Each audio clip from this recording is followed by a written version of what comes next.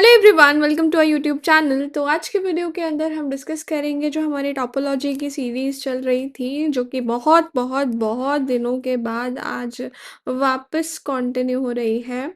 सबसे पहले तो इतना लेट के लिए सॉरी, और थैंक यू भावना, आपने हमें मोटिवेट किया वीडियोस बनाने के लिए। तो स्पेशली ये भावना के लिए वीडियोस हैं, बाकी कमेंट्स में और भी बहुत सारे बच्चे बोल रहे थे। तो चलिए शुरू करते हैं। आज का टॉपिक रहेगा closure of set. Let's see हम इसमें कितना कवर कर पाएंगे। देखिए, क्लोजर ऑफ सेट क्या होता है। अगर हमारे पास एक्स टाउ कोई भी एक टॉपोलॉजिकल स्पेस है, then the closure of set A which is a subset of X with respect to the topology tau is defined to be the intersection of all closed sets containing A। देखिए, किसी भी set ए का अगर मुझे closure find करना है, तो मुझे वो सारे क्लोज्ड सेट्स लेने हैं जिनके अंदर ए आता होगा। समझ रहे हो आप? मेरे को वो सारे क्लोज्ड सेट्स लेने हैं जिनके अंदर मेरा सेट ए आता होगा, यानी ए उनका सबसेट होगा। और उन सारे क्लोज्ड सेट्स का मुझे क्या लेना है, अपना इंटरसेक्शन लेना है, और उस इंटरसेक्शन को हम क्लोजर बोलेंगे। क्लियर? फिर से एक बार डेफिनेशन को रीड करते हैं। Let X tau be a topological space, then the closure of set A. अब यहाँ पे ए क्या है आपका? A is a subset of X. X वो सेट है जिस पे हमारी टोपोलॉजी डिफाइंड थी, ठीक है। तो ए का क्लोजर अगर हमें निकालना है, तो हमें उन सारे सेट्स का इंटरसेक्शन लेना है, उन सारे क्लोज्ड सेट्स का इंटरसेक्शन लेना है जो कि ए को कंटेन करते हैं, और उसे डिनोट किया जाता है किससे? A closure. ऐसे लिखते हैं ए के ऊपर बार लगा के, और इसे बोलते क्या है? A closure. ठीक है। अब ए क्लोजर को अगर हमने डेफिनेशन पढ़ ली, उसी डेफिनेशन को हम सेट के फॉर्म में लिख रहे हैं। It is the intersection of all closed sets. Close sets को हम एफ से नोट करते थे। So it is the intersection of F such that F, हमने वो सारे क्लोज सेट लिए हैं जिनके अंदर ए कंटेन होता है, तो A is contained in F. ठीक है। And F is close with respect to your topology T या टाउ। ठीक है। तो आपको क्लोजर की डेफिनेशन क्लियर हो गई। Now by definition of closure two things are obvious. देखिए, ए क्लोजर क्या है? उन सेट्स का इंटरसेक्शन जिसमें कि ए कंटेन्ड है ना? तो ऑब्वियसली ए के क्लोजर में कंटेन्ड होगा, क्योंकि वो उन्हीं सेट्स का इंटरसेक्शन है जिनमें ए आ रहा था। ठीक है ना? और उसके बाद A closure is a close set. क्यों क्लोज सेट है? क्योंकि भाई हमने क्लोज एग्जाम्स में पढ़ा था कि अगर हम क्लोज्ड सेट्स का आर्बिट्ररी इंटरसेक्शन लेते हैं तो वो भी क्लोज्ड होता है। ठीक है। और ए क्लोजर क्या है? क्लोज्ड सेट्स का इंटरसेक्शन है। तो इसीलिए ए क्लोजर भी एक क्लोज्ड सेट ही बन जाएगा। क्लियर? कोई डाउट यहाँ तक? समझ आ गई बात? अब हम आगे नेक्स्ट थ्योरम देखते हैं। हमें डेफिनेशन क्लियर हो गई है क्लोज्ड क्लोजर की। अब हम थ्योरम करते हैं क्लोजर के बेसिस पे। Prove that A closure is the smallest closed set containing A. देखिए, ए क्लोजर था क्या? वो सारे क्लोज्ड सेट, मान लेते हैं मेरा F1 F2 F3, ऐसे बहुत सारे क्लोज सेट है जिनके अंदर ए कंटेन्ड है। मतलब ए इसमें भी कंटेन्ड है, ए इसमें भी कंटेन्ड है, ए इसमें भी कंटेन्ड है। ठीक है। और ए क्लोजर क्या है? इन सारे क्लोज्ड सेट्स का इंटरसेक्शन। समझ रहे हैं आप? इन सारे क्लोज्ड सेट्स का इंटरसेक्शन। अब हमें देखिए क्या प्रूव करना है कि A closure is the smallest closed set containing A. Although ये डेफिनेशन से बिल्कुल ऑब्वियस है, क्योंकि देखिए ए क्लोजर इन सब का इंटरसेक्शन था, और अगर ये इन सब का इंटरसेक्शन है तो ऑब्वियसली इन सबसे छोटा होगा, है ना? इन सबसे छोटा होगा तो ये ऑटोमेटिकली एक सबसे छोटा क्लोज्ड सेट बन गया जिसके अंदर के ए लाई करता है। समझ रहे हैं आप? तो इसको फिर भी हम प्रूव कर लेते हैं, although it's very very obvious statement. तो समझते हैं। By the definition of closure, closure की डेफिनेशन क्या कहती है कि भाई ए क्लोजर उन सारे क्लोज्ड सेट्स का इंटरसेक्शन है जिनके अंदर के ए कंटेन होता था। समझ रहे हैं? तो देखिए, ए क्लोजर क्योंकि इंटरसेक्शन है उन सब का, तो इसका मतलब क्या हुआ? मान लेते हैं अगर मैं एफ कोई क्लोज्ड सेट ले लेती हूँ, सच दैट, देखिए, क्लोज सेट लिया जिसमें कि ए कंटेन्ड होता है, तो A is contained in F. ठीक है। वही क्लोज सेट्स ले लेते हैं जिनके अंदर के ए कंटेन होता है। ठीक है। अब ए क्लोज़र क्या था भाई? ए क्लोज़र क्या था हमारा? उन सारे क्लोज़्ड सेट्स का इंटरसेक्शन जिनके अंदर कि ए कंटेन होता है, ठीक है? So we know that A closure is a close set containing A. A closure खुद भी एक ऐसा क्लोज़ सेट है जिसके अंदर कि ए लाई कर रहा है। तो मैंने कोई ऐसा एफ क्लोज़ सेट ले लिया सच दैट ए उस एफ में कंटेन्ड है और एफ मेरा ए क्लोज़र में कंटेन्ड है, ठीक है? ऐसा मैंने अज़्यूम कर लिया। बट क्योंकि भाई ए तो था, ए हमारा क्या था? Intersection of all close set. A नहीं यहाँ पे आएगा ए क्लोजर। ए क्लोजर हमारा क्या है? Intersection of all close sets, ठीक है? तो ऑब्वियसली इंटरसेक्शन सबसेट्स का सबसे छोटा सेट होगा, तो इसीलिए ए क्लोजर कंटेन्ड होगा एफ में। यहाँ पे मैं कह रही हूँ F is contained in A closure, यहाँ मैं कह रही हूँ A closure is contained in F. इसका मतलब A closure is equal to F, right? यानी ए क्लोजर वो सबसे छोटा क्लोज्ड सेट हो गया जिसमें कि ए कंटेन्ड होता है। क्लियर? कोई डाउट? यहाँ पे हमने एक्चुअल में माना था कि ए क्लोजर से छोटा भी कोई सेट लाई करता है, कोई सेट एग्जिस्ट करता है जिसमें कि ए कंटेन्ड हो। फिर हमने दिखा दिया कि अगर ऐसा कोई छोटा सेट है वो एक्चुअल में ए क्लोजर के ही इक्वल है, ठीक है? चलिए आगे बढ़ते हैं। A set A is closed if and only if A closure is equal to A. देखिए कोई भी सेट ए क्लोज्ड तब होगा जब उसका क्लोजर उसी के बराबर हो। फिर से, कोई भी सेट ए क्लोज्ड कब होगा? जब उसका क्लोजर उसी के बराबर हो, ठीक है? तो मान लेते हैं कि ए क्लोज सेट है, ठीक है? Suppose A is a close set, then A is close set containing A. देखिए, अगर एक क्लोज सेट है और हमें पता है कि हर सेट अपने आप में तो कंटेन होता ही होता है, तो इसका मतलब जो ए है वो ए में कंटेन हो गया, ठीक है? तो अगर हम ए क्लोजर की बात करें, हमें पता है कि ए क्लोजर ही वो सबसे छोटा सेट होता है जिसके अंदर कि ए कंटेन होता है, हमें ये बात पता है। But A closure is the smallest close set containing A, पता है ये बात हमें। अब भाई ए क्लोजर अगर मेरा सबसे छोटा सेट है जिसके अंदर कि ए लाई करता है, और मैं बोल रही हूँ कि ए खुद एक क्लोज सेट है, तो जो ए क्लोजर है वो ए का सबसेट बन जाएगा, क्योंकि ए क्लोजर मेरा सबसे छोटा सेट था जो कि ए को कंटेन करता है, ठीक है? अगर वो सबसे छोटा सेट है और मैं कह रही हूँ कि ए भी मेरा क्लोज्ड है, तो A closure will be the subset of ए।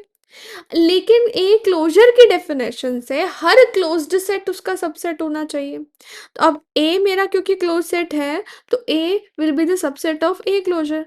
अब दोनों एक दूसरे के सबसेट हैं, तो ऑटोमेटिकली ए आपका ए क्लोजर के इक्वल हो गया। क्लियर और नॉट? सिंपल है। अब कन्वर्स पार्ट प्रूव करते हैं। मान लेते हैं कि ए क्लोजर मेरा ए के बराबर है, ठीक है? और कन्वर्स मुझे क्या शो करना है?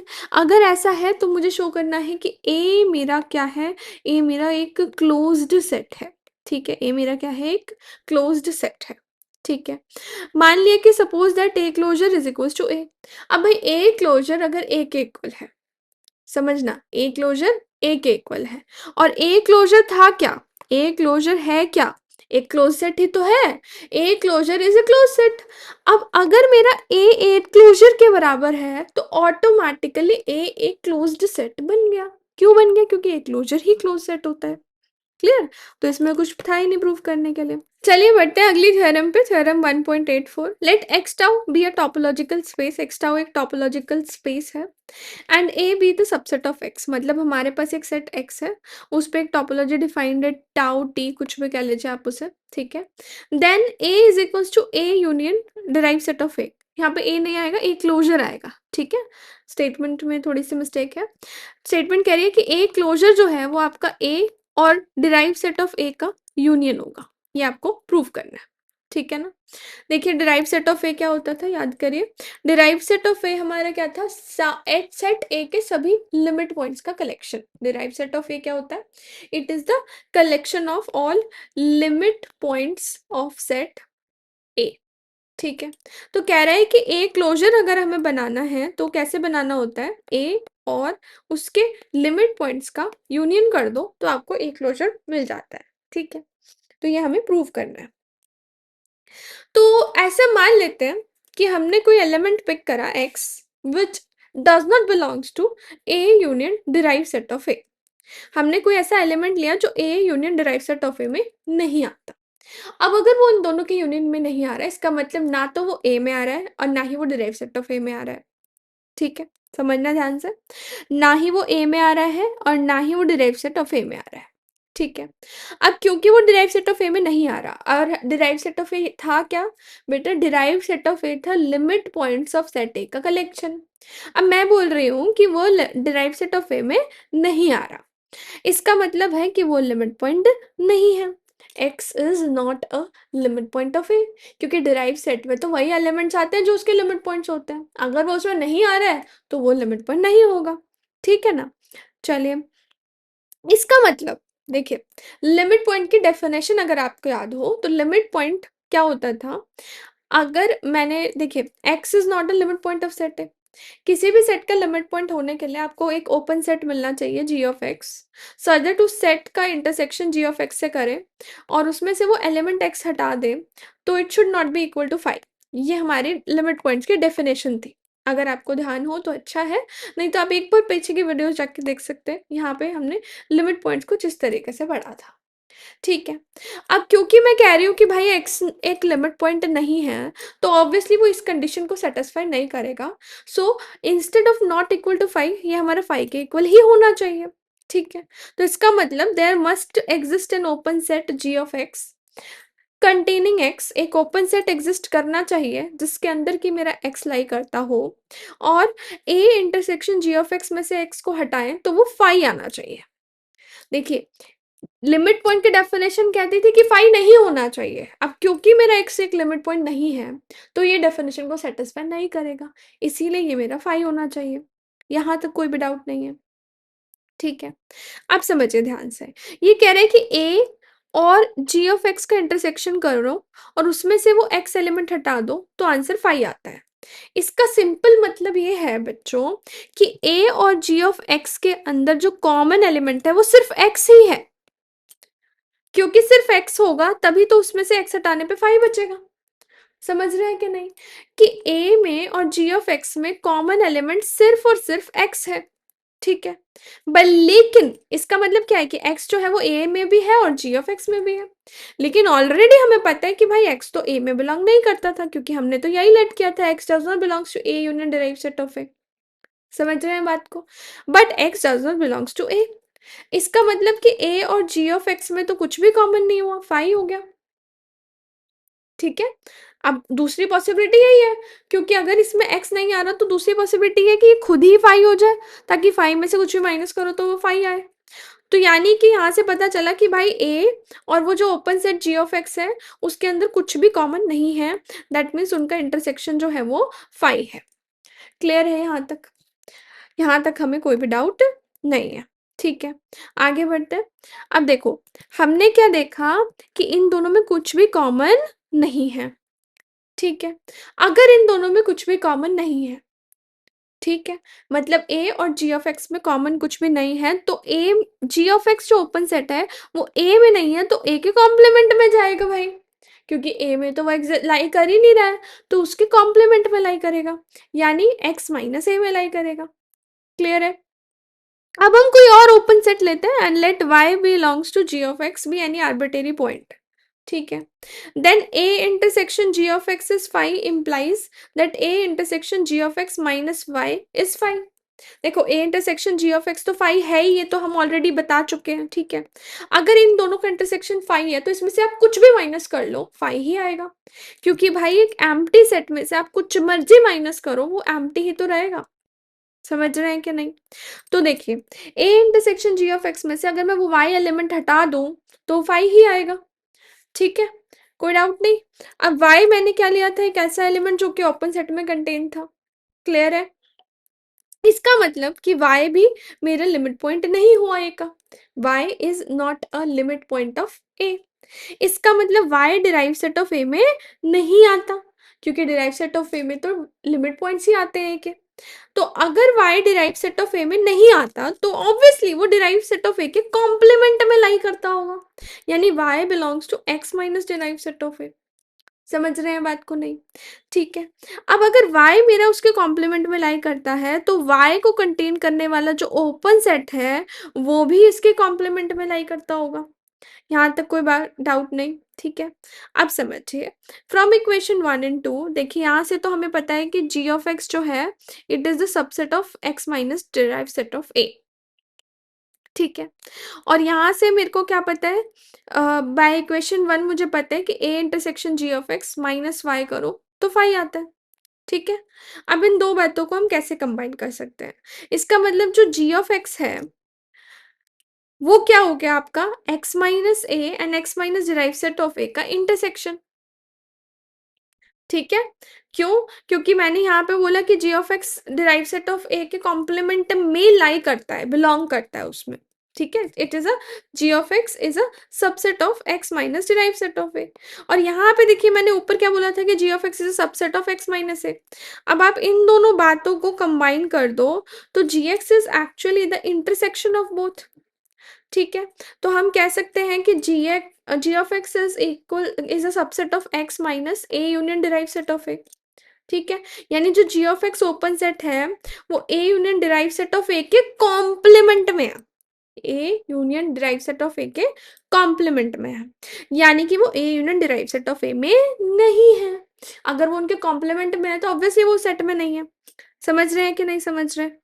इसका मतलब there exist an open set G of X such that G of X intersection X में से आप A union derive set of A minus करो तो उसके अंदर आपका एक्स लाई करता होगा, X belongs to this set. तो इसका जो यूनियन है वो इसके यूनियन में लाई करेगा, यहां तक कोई भी डाउट नहीं, ठीक है। अब यहाँ पे हमने कंडीशन क्या ली है कि x does not belongs to A union derive set of A. तो इसका मतलब इसका जब आप यूनियन करोगे इन सारे एलिमेंट्स का तो वो A union derive set of A का पूरा का कॉम्प्लीमेंट आएगा। पूरे का कॉम्प्लीमेंट मतलब x minus A union derive set of A. और सेम तरीके से हम यहाँ पे ये सेम चीज मेंशन कर रहे हैं, ठीक है। अब ये देखिए ये सारा क्या है, ये उन सारे ओपन सेट का यूनियन है जो कि सबसेट है किसका,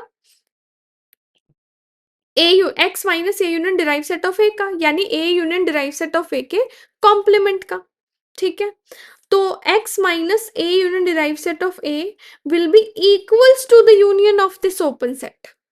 देखिए ये इसमें कंटेन्ड है, ये इसमें कंटेन्ड है, मतलब दोनों आपस में एक दूसरे में कंटेन्ड है तो दोनों क्या हो गए हमारे इक्वल हो गए। और दोनों इक्वल हो गए, देखो अब ये पूरा का पूरा ओपन सेट्स का यूनियन बन गया और ओपन सेट्स का यूनियन भी ओपन होता है तो obviously x minus A union derive set of A मेरा ओपन बन गया। अब ये अगर ओपन है तो इसका जो कॉम्प्लीमेंट है वो क्लोज होगा, इसका कॉम्प्लीमेंट क्या होगा A union derive set of A. तो A union derive set of A क्या बन गया, क्लोज्ड बन गया, ठीक है। Now G of X is open और आर्बिट्रेरी यूनियन ओपन होता है, यही बात मैंने अभी आपको बोली।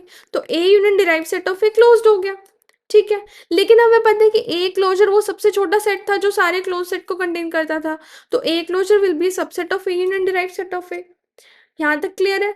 अब मैं अगर उल्टा और दिखा दूं तो मेरा काम हो जाएगा, तो दोनों बराबर हो जाएंगे। मुझे तो यही दिखाना था कि मेरा ए क्लोजर ए और डिराइव सेट ऑफ ए का यूनियन होता है, तो हम उल्टे पार्ट पे चलते हैं।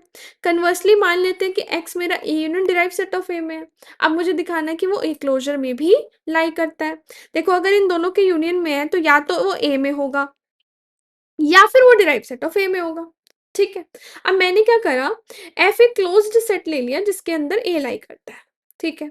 अब एक्स ए में है और एक्स एफ में भी है क्योंकि मैंने एज्यूम किया है, तो ए जो है वो एफ का सबसेट बन गया, ए जो है वो क्या बन गया एफ का सबसेट बन गया। अब अगर एक्स मेरा डिराइव सेट ऑफ ए में आया, यहाँ से यहाँ तक क्लियर है, ए मेरा एफ का सबसेट कैसे बन गया, क्योंकि एक्स मेरा ए में है और एक्स मेरा एफ में भी है, तो ए का एलिमेंट अगर एफ में मिल रहा है तो A is a subset of F.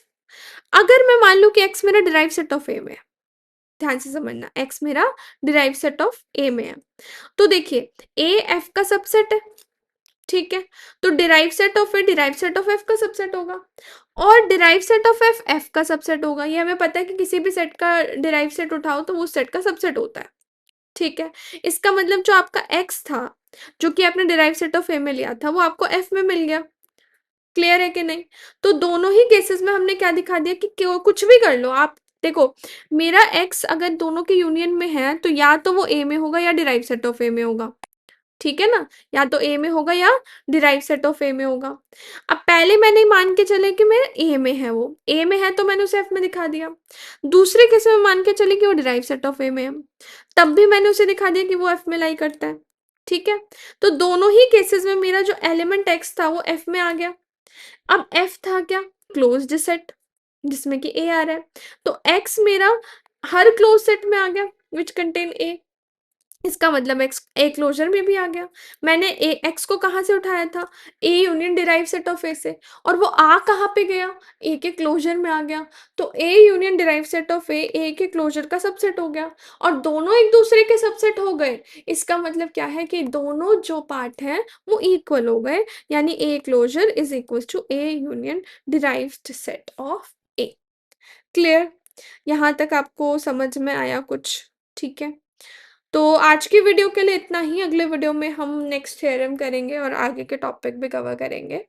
थोड़ा कॉम्प्लिकेटेड लग रहा होगा आपको, तो लेकिन इसको ध्यान से समझोगे तो इसमें बस वर्ड्स की हेराफेरी है, चीज़ें बहुत सिंपल हैं। ठीक है, बस ध्यान से समझने की ज़रूरत है।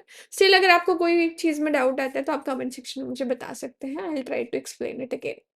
तो चलिए मिलते हैं नेक्स्ट वीडियो में, तब तक के लिए गुड बाय, टेक केयर।